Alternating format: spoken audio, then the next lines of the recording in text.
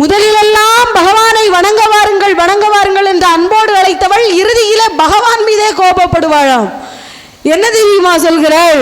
33 அமரர்க்கு முன் சென்ற கப்பம் தவிர்க்கும் கலியே துயிலழாய் என்பாள். 33 கோடி தேவர்கள் இருக்கிறார்கள்.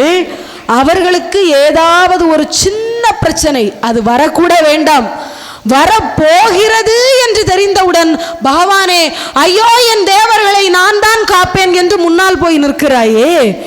தேவர்களுக்கு ஒன்று என்றால் முன்னால் போய் நிற்கிறாய்.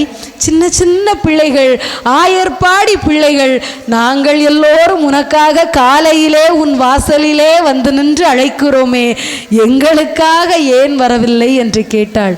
ஒரு மழலை குழந்தை இதை கேட்கிற போது எப்படி இருக்கும் என்று நினைத்து பாருங்கள். அதை கேட்டால் கூட பரவாயில்லை.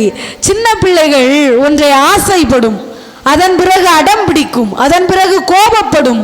கோபத்திலே தனக்கு எதிராக எது இருந்ததோ அதன் குறைகளை சுட்டி காட்டும். இப்படி இருந்தும் கொடுக்கிறாயே அப்படி என்று சொல்லும். அந்த பண்பு ஆண்டாளிடம் இருந்திருக்கிறது.